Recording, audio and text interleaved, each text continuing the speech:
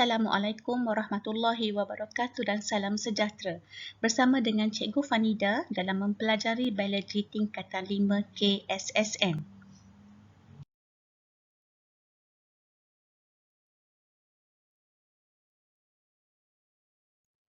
Seperti yang telah cikgu janjikan, cikgu akan menerangkan ataupun meneruskan bab 5 gerak balas dalam tumbuhan di bawah standard pembelajaran 5.3 iaitu aplikasi fitohormon dalam pertanian.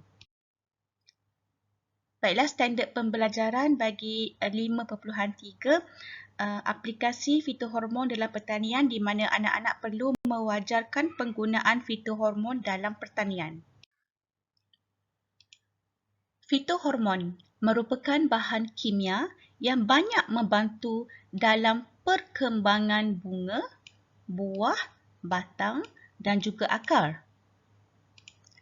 Fitohormon bukan sahaja dihasilkan secara semula jadi, malah dapat dihasilkan secara sintetik di dalam makmal. Terdapat juga fitohormon yang diekstrak untuk pelbagai kegunaan dalam pertanian. Rajah 5.8 menunjukkan aplikasi fitohormon dalam bidang pertanian. Baiklah, mari kita lihat aplikasi auksin dalam pertanian. Okey, pertama dia menggalakkan pertumbuhan tanaman. Kedua, dia merangsang pengembangan akar iaitu pembiakan aseks pada keratan batang tumbuhan berkayu bagi tanaman hortikultur.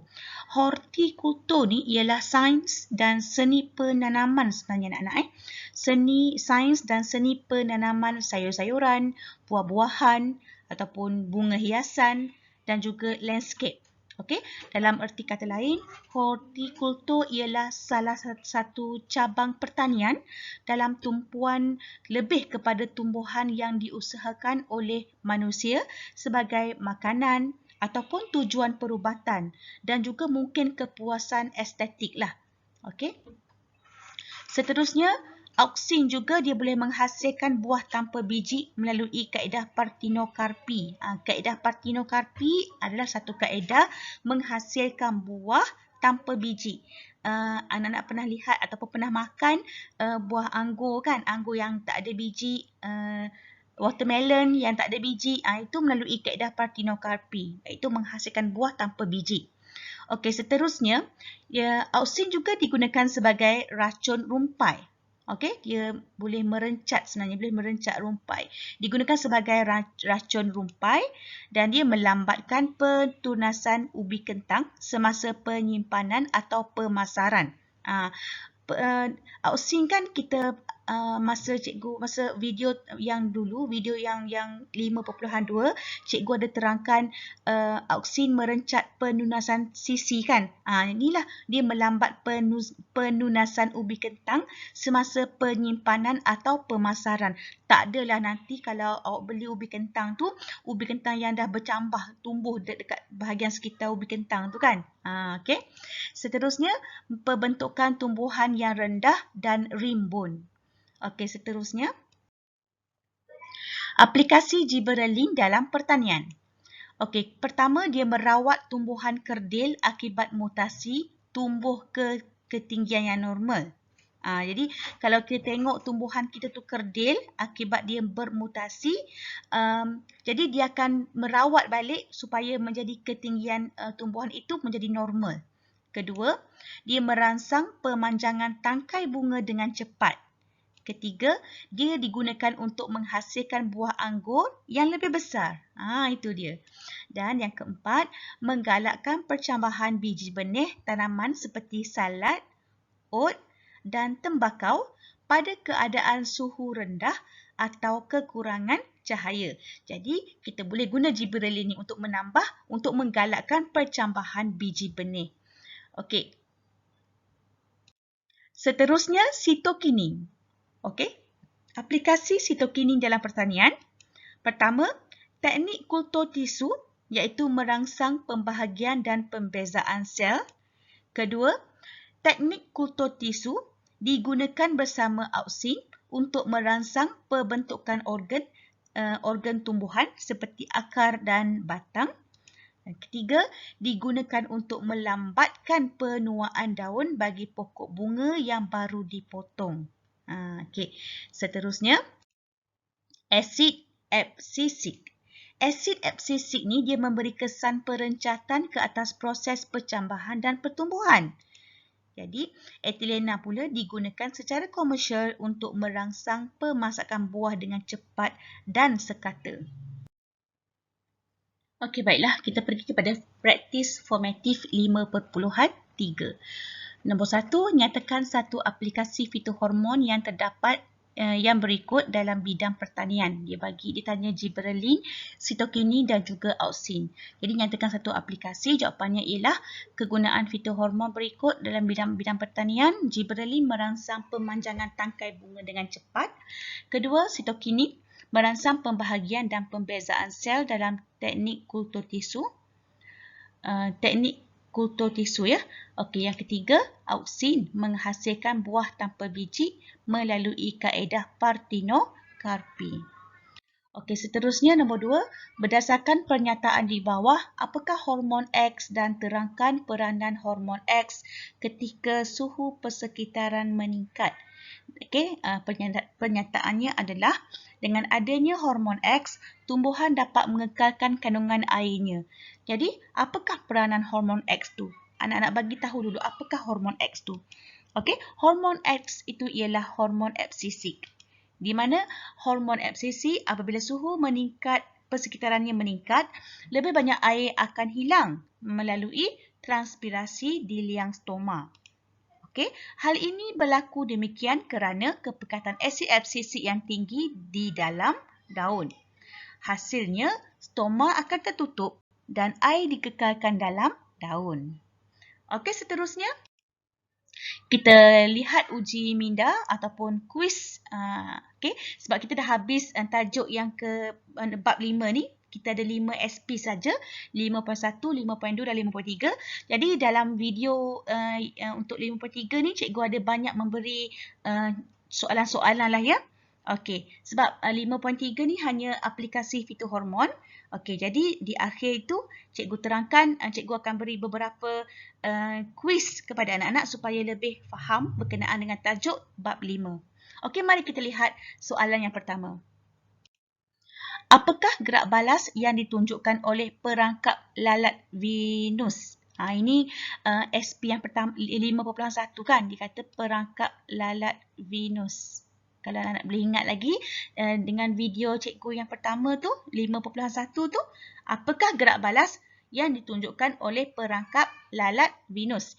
A. Thigmotropisma, B. Thigmonasty, C. Geotropisma negatif dan D. Thermonasty. Kalau tropisma ni berkaitan dengan hormon kan. Ni kalau perangkap lalat ni dia macam pergerakan mekanikal. Jadi, apakah? Tropisma ke nasty? Okey, jawapannya apa? So, kita lihat jawapannya. Jawapannya adalah Thigmonasty. Okey, Thigmonasty. Okey, kedua. Okey, baiklah. Soalan nombor 2. Antara yang berikut, yang manakah fungsi sitokinin kepada tumbuhan? A. Melambatkan proses penuaan daun.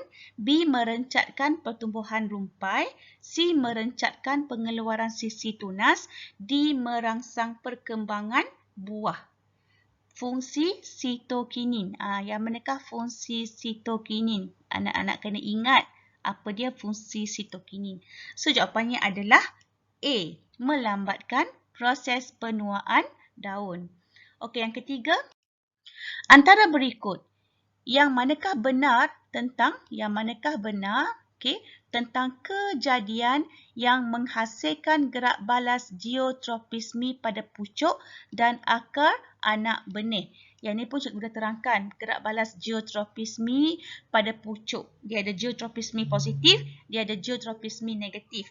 Kalau geotropisme, perkataan geo ni ia berkait rapat dengan graviti. Jadi graviti dia kena turun ke bawah. Jadi kalau gerak balas ni turun ke bawah, itu menunjukkan geotropisme positif. Okey, kalaulah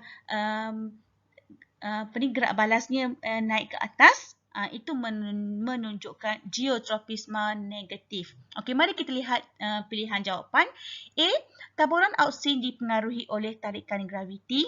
B. Auksin bergerak menjauhi hujung pucuk dan hujung akar. C. Pemanjangan sel di bahagian bawah akar melebihi pemanjangan sel di bahagian atas. Okey, D. Pemanjangan sel di bahagian atas pucuk melebihi pemanjangan sel di bahagian bawah. Pernyataan berikut yang manakah benar tentang kejadian yang menghasilkan gerak balas geotropisme bagi pucuk, okey, pada pucuk dan akar anak benih. Okey, jawapannya adalah A. Yang manakah benar? Okey, taburan auksin dipengaruhi oleh tarikan graviti. Okey, nombor 3 dan nombor 4. Antara pernyataan yang berikut, yang manakah benar tentang etilena? Okey, nombor 1 dihasilkan di hujung pucuk dan akar. Nombor 2 merangsang pemasakan buah, etilena kan? Okey. Merangsang pembentukan buah tanpa biji. Mudah meresap melalui udara. Okey, antara pernyataan berikut yang manakah benar? Jadi 2 dan 4 ini dah betul dah. 2 dan 4 C jawapan dia. Okey. 2 dan 4. Okey, dia hasilkan di hujung pucuk dan di hujung akar ni auksin. Okey, yang ni auksin. Okey, nombor 5. Okey, baiklah soalan nombor 5. Antara yang berikut, hormon yang manakah digunakan oleh penjual bunga segar bagi melambatkan proses penuaan bunga segar? Hormon yang manakah digunakan? So, the answer is A. Acid abscisic, B. etilena, C. auksin, D. sitokinin. Jawapan ni ialah sitokinin lah ya. Okey, sitokinin. Okey, kita teruskan lagi dengan soalan lain. Okey, Raja 1 menunjukkan eksperimen untuk mengkaji gerak balas hujung pucuk dan akar anak benih terhadap rangsangan cahaya matahari. Okey, di sini kita dapati bahawa kita dah belajar kan hujung akar di sini dia akan turun ke bawah. Okey, rangsangan cahaya matahari kan fototropisme. Okey, hujung pucuk dia naik ke atas. Okey. Fototropisme positif. Okey, kalau geotropisme yang ni yang positif. Okey, kita tengok soalan seterusnya. Dia kata apa? Okey, soalannya adalah kenal pasti gerak balas yang ditunjukkan oleh hujung pucuk dan hujung akar terhadap cahaya. Jadi kita tengok hujung pucuk adalah hujung pucuk gerak balas fototropisme positif dan hujung akar adalah gerak balas fototropisme negatif. Okey, pucuk dia menghala ke arah cahaya, fototropisme positif. Okey, nombor 2, B. Pada Raja 1, lukis pemerhatian terhadap hujung pucuk dan hujung akar selepas beberapa hari didedahkan kepada cahaya matahari. Okey, ini asal dia kan. Asal ada hujung pucuk, hujung akar, dia mendatar macam tu. Dan apa yang perlu anak lukis? Dia perlu anak lukis selepas beberapa hari didedahkan kepada cahaya matahari. Anak-anak kena tulis, kena lukis macam ni. Okey, di bahagian hujung pucuk ni anak-anak buat bengkok ke atas. Okey, hujung pucuk dia membengkok ke atas sebab dia fototropisme positif.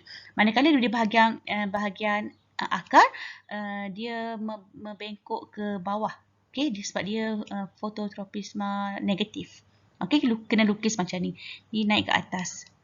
Okey, ini naik turun ke bawah ni. Okey, seterusnya nombor 3, C. Terangkan cara hujung pucuk dapat menunjukkan gerak balas seperti yang anda lukis pada soalan 1B. Ini jawapan dia.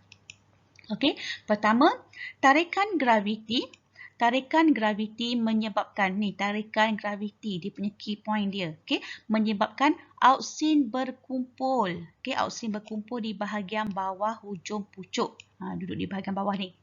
Okey, bahagian bawah ni. Seterusnya, kalau nak perasan cikgu ambil warna merah senang sikit ikut perasan. Ni kat sini auksin dia berkumpul. Ni bahagian bawah tu kan. Okey. Kemudian kita tengok lagi kepekatan auksin yang tinggi. Kepekatan auksin yang tinggi pada hujung pucuk merangsang pemanjangan sel. Okey, dia merangsang pemanjangan sel. Ketiga, bahagian bawah pucuk dengan kepekatan auksin yang lebih tinggi memanjang lebih cepat. Okey, kepekatan auksin yang lebih tinggi memanjang lebih cepat di bahagian bawah pucuk itulah. Okey, berbanding bahagian atas, menyebabkan pucuk membengkok ke atas. Okey, kepekatan auksin yang lebih tinggi di bahagian bawah akar, di bahagian bawah akar, merencat pemanjangan sel akar menyebabkan akar membengkok ke bawah. Okey, akar membengkok. Jadi yang ni sebenarnya, yang point ni, okey, point cikgu ni point yang ni dia menceritakan tentang bahagian bawah akar kan, bahagian bawah akar. Jadi soalan dia tanya terangkan cara hujung pucuk. Jadi poin pertama, okey, poin kedua dan poin ketiga jawapan dia. Yang poin keempat ni adalah poin untuk hujung akar, pucuk, hujung akar. Yang poin keempat ni hujung akar. Dia tak perlu buatlah yang nombor 4 ni. Ambil yang 3 ni, 1, 2, 3. Sebab soalan tanya hujung pucuk saja. Okey, inilah hujung pucuk. Okey, 1, 2 dan 3 ni saja jawapan dia. Okey, seterusnya, melalui teknik kultur tisu, satu biji benih dapat mengeluarkan banyak pucuk baharu. Pucuk-pucuk ini dipisahkan daripada induk dan dipisahkan ke medium yang mengandungi larutan kultur lengkap dengan kehadiran fitohormon tertentu. Pada pendapat anda, bagaimanakah fitohormon ini merangsang perkembangan pucuk menjadi anak pokok? Jadi, apa yang dia nak adalah pada pendapat anda, cikgu highlight sikit ya.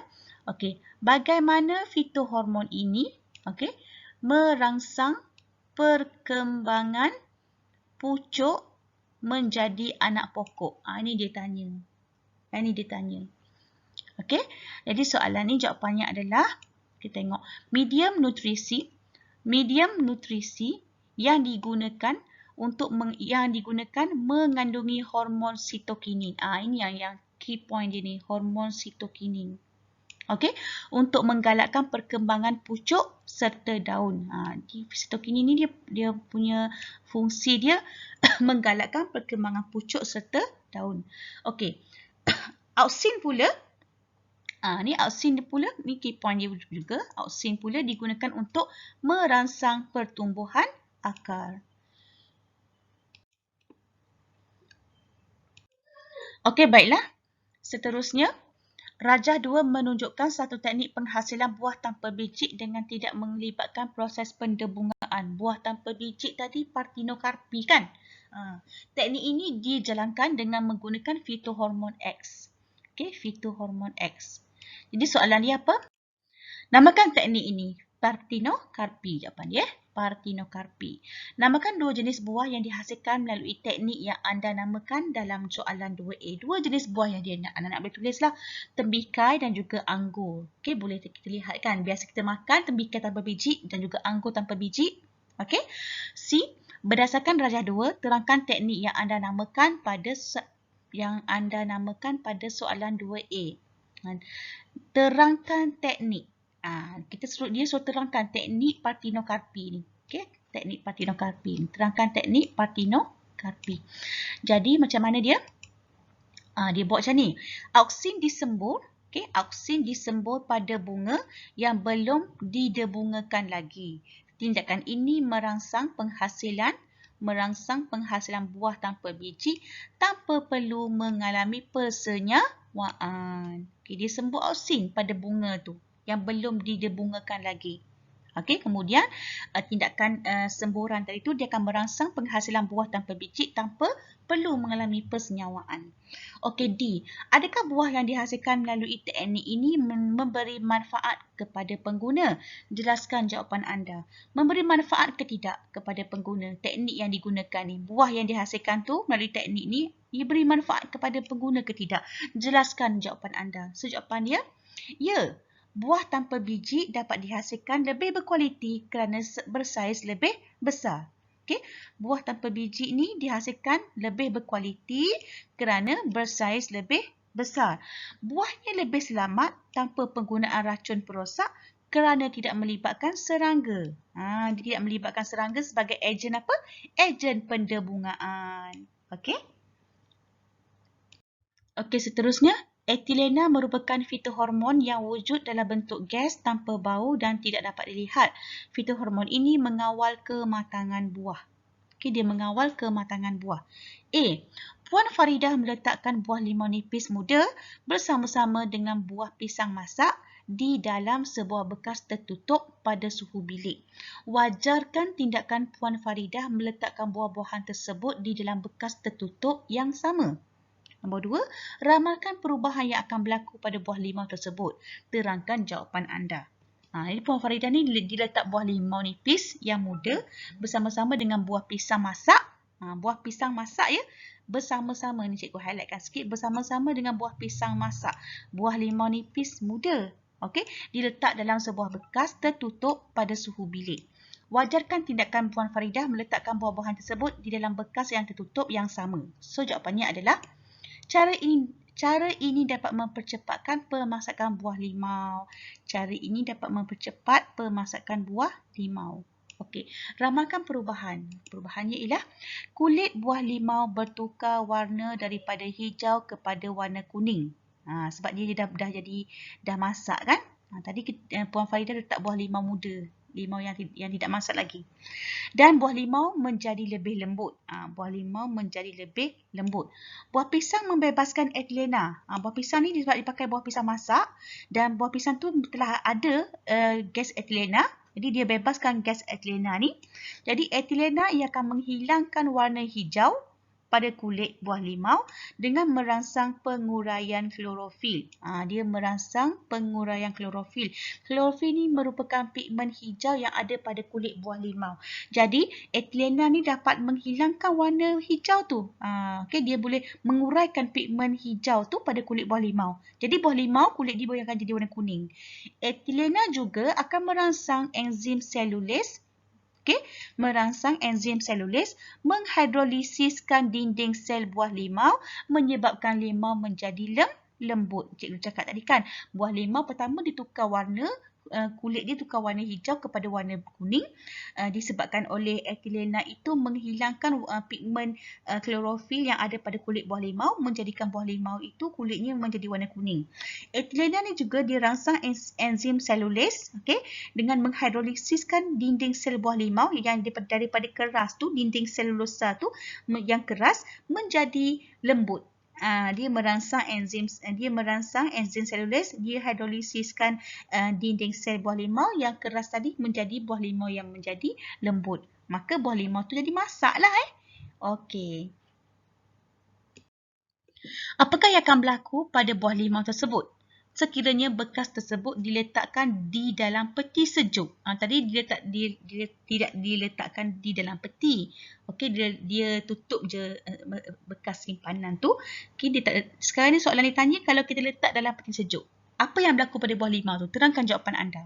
Okey, jawapannya ialah buah limau akan menjadi lambat masak. Kenapa jadi lambat masak? Dia masak juga tapi dia lambat. Sebab tu kalau kita simpan makan ataupun buah-buahan yang masak dalam peti sejuk, buah-buahan itu daripada tak masak menjadi masak tapi lambat berbanding kita biarkan dia di luar. Okey? Jadi ini kerana suhu yang rendah, dia menyebabkan enzim tidak aktif. Dia balik kepada kita belajar tentang enzim dan juga suhu tu. Jadi suhu rendah, enzim tak aktif dan pemasakan buah menjadi tidak aktif. Itu jawapan dia. Kita relatekan kembali apa yang kita belajar berkenaan dengan enzim. Okey, yang tiap tempat dulu kan. Okey, nombor B. Cadangkan satu kaedah. Dia nak satu kaedah yang dapat dilakukan pada buah-buahan yang akan dieksport. Dia nak satu kaedah yang dapat dilakukan oleh buah-buahan yang nak kita eksport ni. Okey, agar pemasakan buah-buahan tu diperlahankan semasa dalam perjalanan. Tak adalah kita eksport buah apa contohnya, buah betik contohnya. Kita eksport buah betik, kita simpan buah, kita letak dalam bekas tu, dalam bekas yang eksport tu, buah betik tu tak masak lagi. Okey, tapi on the way nak pergi sampai ke tempat yang nak dituju tu dah masak dah. Tapi kita kalau boleh kita nak elakkan proses pemasakan tu perlahankan. Kita nak perlahankan proses pemasakan tu. Kalau dia cepat masak, apa yang akan berlaku pada buah tadi? Cikgu dah cakap kan, dia akan jadi buruk, dia akan jadi busuk. Jadi macam mana nak jual? Jadi kita nak perlahankan proses pemasakan buah ni. Jadi apa satu kaedah yang boleh kita cadangkan? Wajarkan tindakan anda tu. Wajarkan tindakan anda. Jadi di sini ada cikgu bagi beberapa contoh soal jawapan. Okey, beberapa contoh. Satu contoh jawapan lah. Okey, kaedah pertama. Buah-buahan yang dieksport perlu dibungkus secara vacuum. Itu dia, dibungkus secara vacuum. Penyingkiran udara dan oksigen. Cikgu highlight dulu dibungkus secara vacuum ni. Okay, nak ingat ya. Buah-buahan yang tak dieksport perlu dibungkus secara vacuum. Jadi penyingkiran udara dan oksigen. Penyingkiran udara dan oksigen. Sebab kita vacuum kan. Jadi kita kena buang oksigen atau udara. Okey, di mana dia boleh menghalang penghasilan etilena. Itu dia. Dia boleh menghalang penghasilan etilena. Maka pemasakan buah dalam perjalanan dapat diperlahankan. Sempat lagi lah kalau buah tu nak sampai ke destinasi tu, dia belum masak lagi. Jadi elok-elok lah, sedang-sedang lah bila penjual buah, dia nak jual buah, sempatlah buah tu tak masak lagi sebelum nak sampai jadi masak tu kan. Sempatlah orang membelinya. Ni tak sempat lagi orang beli, buah tu dah buruk, buah tu dah busuk. Sebab apa? Sebab proses pemasakan buah tu berlaku dengan cepat. Ni cara untuk mengelakkannya, dibungkus secara vacuum. Okey. Kaedah kedua, meletakkan buah-buahan tersebut di dalam peti sejuk. Dengan merendahkan suhu, pemasakan buah dapat diperlahankan. Itu kaedah yang kedua. Okey, kita tengok sikit lagi berkenaan dengan satu istilah iaitu Technology Effective Microorganism, EM. Okey, kalau ada anak-anak akan melanjutkan pelajaran pada peringkat yang lebih tinggi berkenaan dengan microorganism, okey, anak-anak akan jumpa perkataan EM ni, Effective Microorganism. Apakah maksud Effective Microorganism ni? Okey, kita tengok ya. Effective Microorganism, EM, ialah campuran mikroorganisma anaerob yang memberi kesan baik kepada industri pertanian dan penternakan untuk meningkatkan mutu dan hasil pengeluaran. Okey, EM ni ialah campuran mikroorganisma anaerob. Mikroorganisma anaerob yang memberi kesan baik kepada industri pertanian dan penternakan, di mana dia akan meningkatkan mutu dan hasil keluaran. Yeast atau ragi. Yeast atau ragi merupakan salah satu mikroorganisma yang hadir dalam campuran EM. Yeast kan yang kita biasa buat roti ataupun ragi yang biasa kita buat tapai tu, okey, merupakan satu contoh mikroorganisma yang hadir dalam campuran EM. Yeast berfungsi sebagai pengeluar hormon. Yeast tadi tu berfungsi sebagai pengeluar hormon dan juga enzim, di mana dia bertindak sebagai bahan bioaktif untuk meningkatkan keaktifan dan pembahagian sel tumbuhan dan juga akar. Okay. Manakala selain daripada itu, yeast juga dapat meningkatkan keupayaan, meningkatkan keupayaan proses fotosintesis tanaman. Dan seterusnya, dia merangsang tumbuhan untuk berbunga dan menghasilkan buah dengan lebih banyak. Itu yeast tu. Okey? Baiklah, dah habis tajuk tingkatan 5, bab 5 iaitu gerak balas dalam tumbuhan. Mari kita imbas kembali topik yang telah kita pelajari daripada 5.1, 5.2 dan hari ini 5.3. Okey, kita lihat sama-sama apa yang telah kita pelajari. Kita ada belajar tentang jenis gerak balas. Kita ada dua jenis gerak balas iaitu tropisma. Yang mana tropisma ni dia ada 5 ya, ada tigmotropisma, geotropisma, hidrotropisma, fototropisma dan chemotropisma. Ingat lagi perkataan tigmo untuk sentuhan, geo untuk G untuk graviti, hidro untuk air, foto untuk cahaya dan chemo, K bahan kimia. Okey. Yang kedua iaitu nasti. Kita ada 5 juga. Okey, nasti, kita ada fotonasti, seismonasti, niktinasti, termonasti dan tigmonasti. Okey, kemudian seterusnya kita belajar tentang fitohormon, tahu tentang maksud fitohormon tu apa.